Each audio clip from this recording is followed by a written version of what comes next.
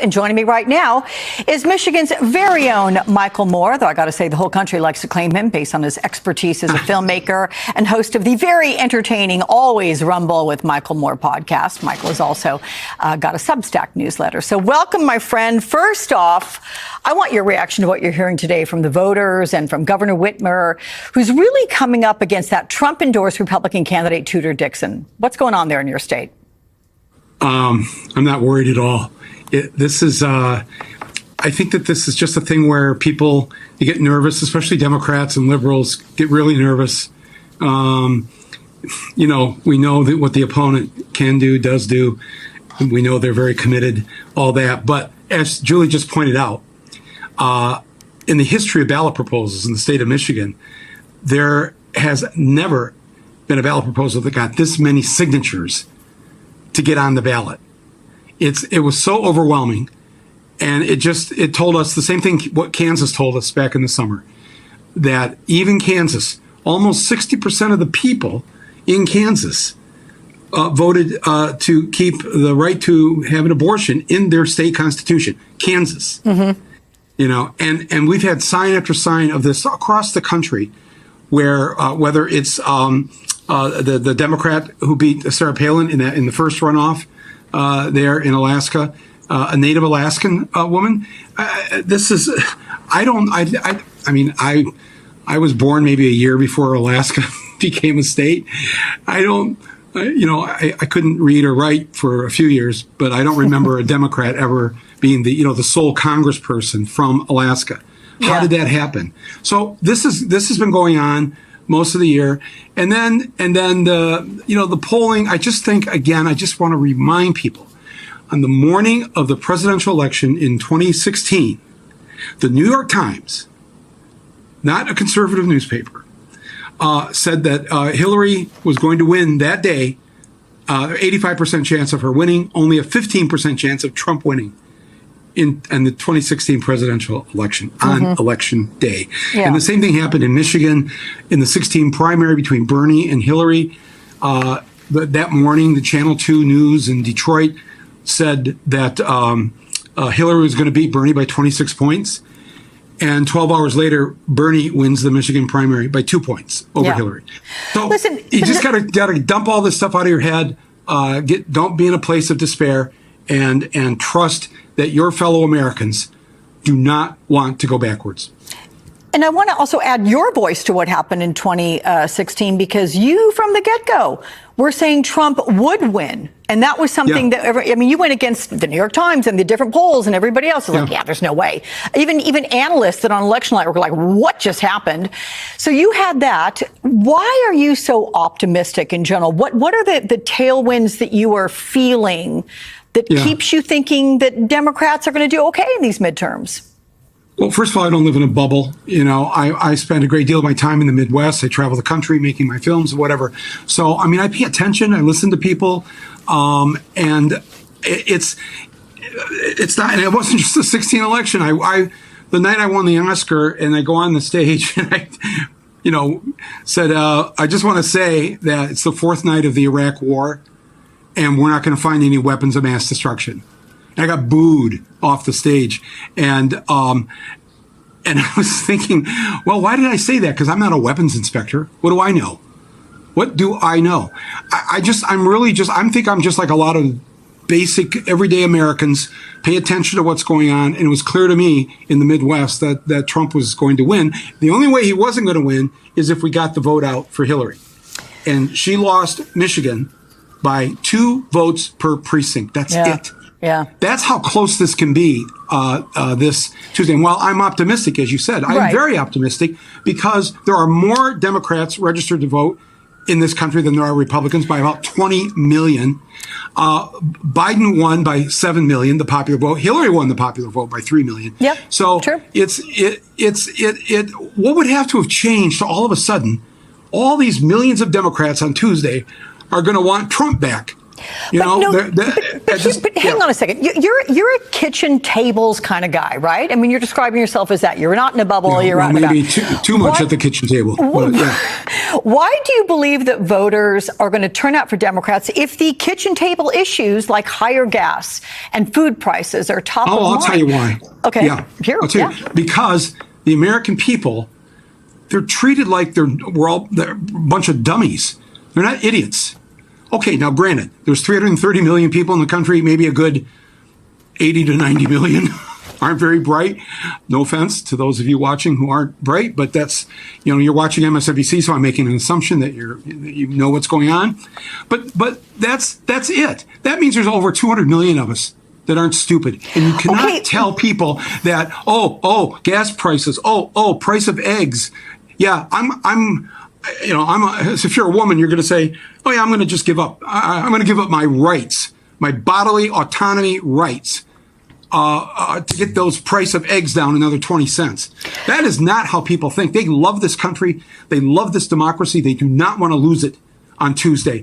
And I agree with you. There's nothing that's going to, But I was listening to a correspondent based in Georgia who was bringing us sound bites from people in terms of how they were going to vote, whether it was going to be for Raphael Warnock or Herschel Walker.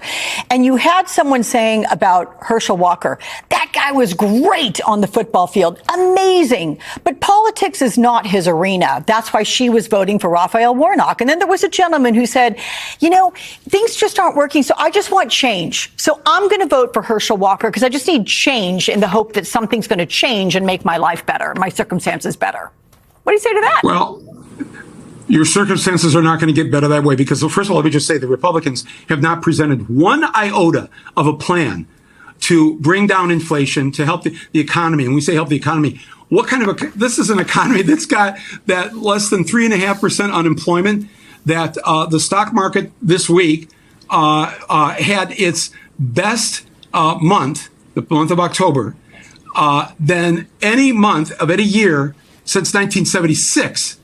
All right. So the Republicans, they're very good at the spin and the propaganda. And I think the American people know not to fall for it, that we have too much at stake on Tuesday. And they're just not, they're not going to go with this. And the Harvard study just came out. They believe 40% of young people are going to vote. In 2014, 15% of young people voted. They're predicting 40% in this election. Young people are going to vote. Women are going to vote with a vengeance. And people of color know what's at stake here. Mm-hmm. So not that it's not going to be close. And we will lose if we don't show up. We will lose if we don't each bring 5 people with us to the polls. We have work to do today, tomorrow, and Monday to make sure everybody we know and love gets to the polls. There are 80 million non-voters in this country, the largest political party we have. So we just have to reach out to some friends of ours that gave up on voting a long time ago. They don't like to vote, and just say, will you just do this for me, just as a favor, just this once? You can go back to non-voting. But, the way to really, if you're upset with Biden, then let's get a strong Democratic Senate in there. And those Democrats are going to make sure that Biden fulfills his campaign promises. So that's the way to get change, is to keep the House in the Democrats' hands. Let's elect a couple of more Democratic senators, and just imagine the good things that are going to happen. All the things that we want. The majority of Americans want paid family leave. They don't think the minimum wage should be $7 and something an hour. They don't agree with any of that. And the way to fix that is to make sure that the people who want to ruin this democracy, I just can't for the life of me, Alex, believe that my fellow Americans are going to show up on Tuesday and vote for the party that just hours after the insurrection on January 6th, just hours, 147 Republicans voted to overturn the legitimate election of Joe Biden. Hours after this, they joined the insurrectionists. Mm-hmm. I've never, growing up, my grandfather was the head of the Republican Party in the town I grew up in. Republicans are not bad people. They were never bad people. We had disagreements. We didn't agree on things. But what is going on that you would bring yourself into that voting booth and say, you know who I want? I want the people who tried to stage a coup in this country. What I hear, I don't believe it. What I hear you doing right now is echoing the sentiments of Joe Biden right now as he's out there and telling folks, hey, folks, he uses that, all the time, that moniker. Democracy's on the line here. And you're echoing the reasons for which he is saying that. He's saying that as well. But there's somebody else who may be jumping into things. You've heard about Donald Trump with this 2024 announcement that he might have coming in the next week or two, if that date that we've heard. NBC News 2 people have confirmed that to us from inside the talks there. If that happens, what do you think that impact has on the midterms, the post, the way people look at this country and what they're going to do over the next couple of years? I'm kind of glad it's gotten out that he's going to make this announcement very soon, because that will help get out the vote of the majority of Americans who don't want him. The majority of Americans in 2020 made it very clear they wanted him out. It's very hard to throw out an incumbent president. That's what the American people did. And in the last 2 years, they've not just gone crazy. And after watching the My Pillow guy too many times on Fox News, they've decided that, I voted for Biden, but now I want this guy back. That is not going to happen. I do not believe, my fellow Americans, I do not believe the name of this country is Idiot Nation. That is not going to happen. And Trump, I think the thing with Trump, he wanted to jump in yesterday and put it out there. The Republicans did not want him putting this out there. And so here he is saying this. I'm guessing somebody, Don Jr., somebody has got him tied down to a chair right now, so he doesn't say anything else. Because for him to go, like, say, the next 3 days without being the center of attention, I mean, that's just not his way. Oh, yeah. So, and he's going to be talking tonight, too. So, Well, I hope he announces it tonight, then. Well, let's see if that happens. I need a quick answer on predictions. Yes. I'm just going to let you be the major prognosticator here. Boy, what's wrong with me? Anyway, tough Senate races that we're going to go through very quickly. First one, Pennsylvania. It's the P words. That's why. That's why. Did you not go to Catholic school? You did not have nuns teach you? No. No, I didn't. Was that the problem? All right. Thank you. Well, that's okay. You're still a good person. But all right, Fetterman. Is Fetterman a done deal? Are you going to? Do you think he pulls this thing off? Well, I definitely think he's here again. To think that the people of Pennsylvania are not going to vote for John Fetterman because he had a stroke and he's recovering. We are a good people. We don't say, "Well, what's wrong with him? Why can't he speak better yet?" Well, because he's recovering from a stroke. How's he even standing is what I want to know. Yeah. I mean, this is amazing. But people are kind. No, you don't say, Greg Abbott, what's he doing in that chair? Why doesn't he stand up at the podium? We don't say that.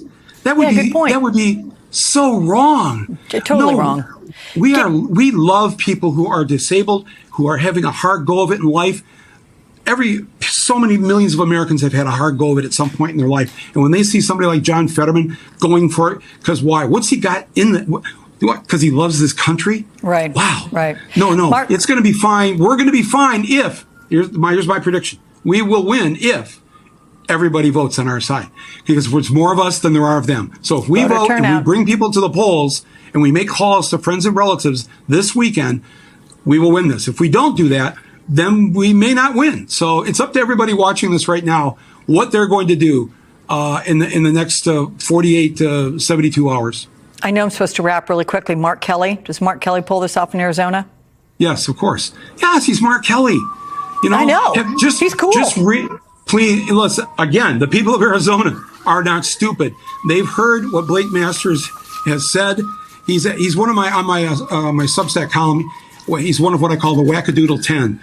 The 10 most outrageous people running for office. And Blake Masters is one of them. And the people of Arizona, they are good people and they are smart people. And they want to live in a country where people are paid a living wage, where if your mother is sick and your child is sick, you don't have to worry about, losing a week's pay or whatever. That's the country we are. That's what we want to live in. And we don't want to go back to the old way. All right. Well, speaking of cool, you're cool. Thank you for spending the time with us. It's always a pleasure. Come see me again soon. Appreciate it. All right. Good luck, everybody. Good.